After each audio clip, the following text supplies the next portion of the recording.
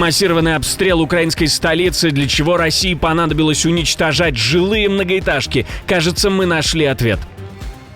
Громкий удар по российскому флоту. Калибры уходят под воду вместе с кораблем, который их перевозит. Огромная потеря для оккупантов.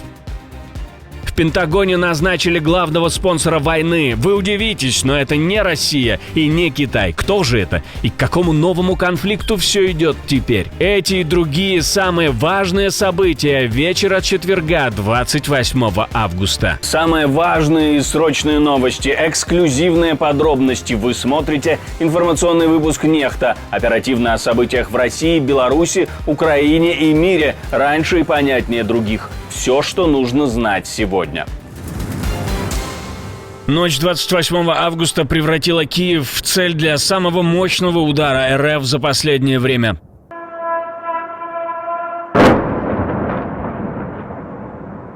Город содрогался от взрывов, шахеды, крылатые ракеты, кинжалы. Удары пришлись более чем по 20 локациям, повреждено до сотни объектов.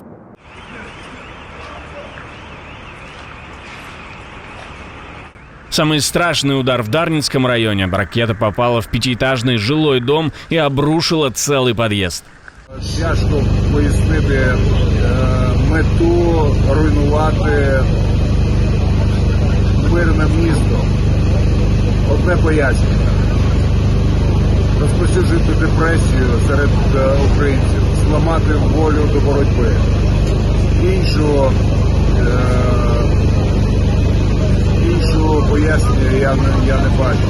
Зараз ми робимо все для того, щоб усунути наслідки цієї жахливої ночі. Більше 100 будинків було зруйновано.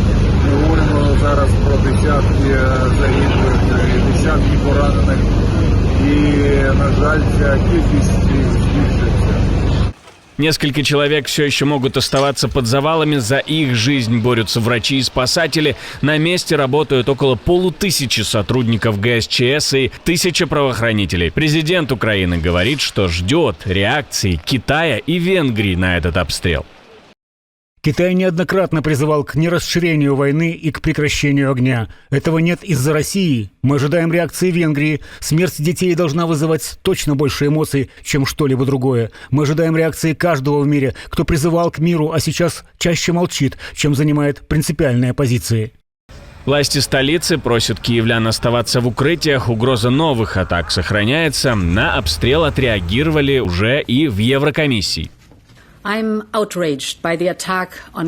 Я возмущена атакой на Киев, в результате которой пострадали и наши офисы ЕС. Это была также атака на нашу делегацию. 2 ракеты ударили на расстоянии 50 метров от дипломатической миссии ЕС с разницей в 20 секунд. Мы представим наш 19-й пакет жестких санкций и параллельно продвигаем работу по замороженным российским активам. А мы поговорили о целях, на первый взгляд, бессмысленного обстрела жилых домов россиянами. Удалось ли оккупантам достичь хоть чего-то своими террористическими действиями, спросили у военного аналитика Алексея Мельника. Зачем Россия это делает, опять-таки возвращаясь к вопросу российской логики. То ли это попытка, скажем, помочь американцам вот в этой их аргументации в давлении на Украину, что чем дольше будет продолжаться война, тем больше будет ненужных гражданских жертв, то ли это попытка дать какие-то сигналы американской администрации, европейцам, что, дескать, все вот эти вот ваши угрозы, все ваши попытки ввести санкции, они совершенно на нас не действуют. То есть мы будем делать то, что считаем нужным. Это как вопросы. Но то, что для нас в Украине совершенно понятно, это Россия продолжает гражданский террор против населения Украины в бесплодной попытке спровоцировать внутренние какие-то брожения в украинском обществе, которые по, наверное, российским расчетам должны поднять украинское население на протесты против власти, на то, чтобы украинское общество было готово на любые компромиссы, лишь бы остановить эту войну. Скандал на энергетическом фронте. Венгрия объявила персональную войну командиру ВСУ. Министр иностранных дел Петр Сиярто заявил, что командующему украинской воинской части, атаковавшей нефтепровод «Дружба», запрещен въезд не только в Венгрию, но и во всю шенгенскую зону на годы вперед. Последняя атака на нефтепровод «Дружба» оказалась чрезвычайно серьезной. Она была очень серьезной. Поэтому ремонтные работы продолжались настолько долго, что нам пришлось использовать даже стратегические или аварийные резервы. По словам Сиярто, удары по трубопроводу, через который Венгрия получает нефть, он расценивает как прямое покушение на суверенитет страны.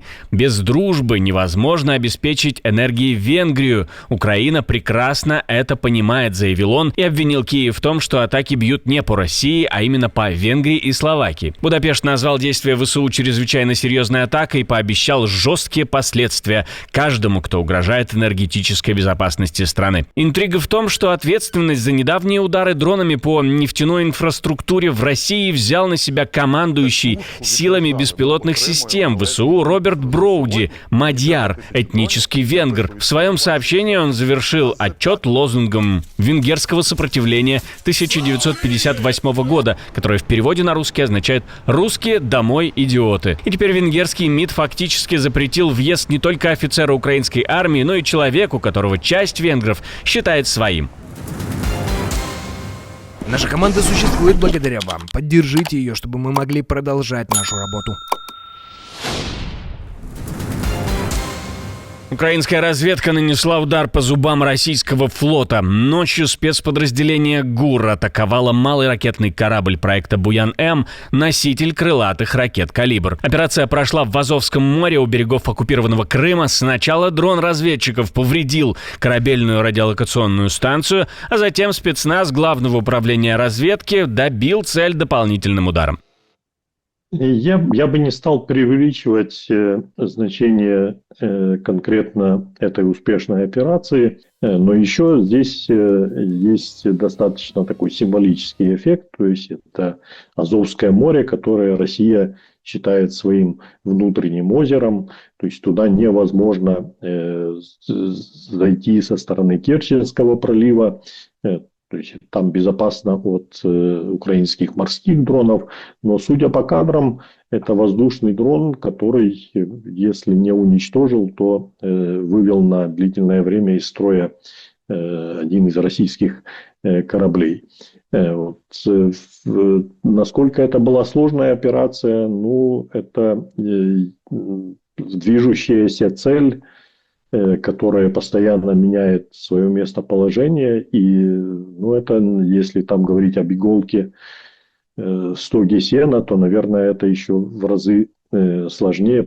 В результате российский корабль, который находился на позиции для возможного пуска калибров из Темрюкского залива, оказался поврежден и был вынужден покинуть место дежурства, может быть, даже вниз. В США назвали главного спонсора войны, и это, на удивление, не Россия и не Китай. Новый скандал назревает в политическом пространстве. Советник президента США Питер Наварро прямо назвал Индию главным донором путинской военной машины и заявил, что закупки российской нефти – это не просто бизнес, а война на рендер-моде. Аргументы Белого дома звучат жестко. Вашингтону приходится финансировать Украину, тогда как индийские миллиардеры, по словам Наварро, играют на руку России, получая дешевое топливо. When India buys Russian oil at a discount, Индия получает российскую нефть со скидкой, а затем индийские нефтепереработчики в партнерстве с российскими перерабатывают ее и продают по завышенной цене остальному миру. Россия получает выручку и использует ее для финансирования своей военной машины, чтобы убивать еще больше украинцев. Затем, конечно, Украина обращается к нам и Европе с просьбой «дайте еще денег». И в итоге все в Америке проигрывают из-за действий Индии. So everybody in America loses because of what India is doing.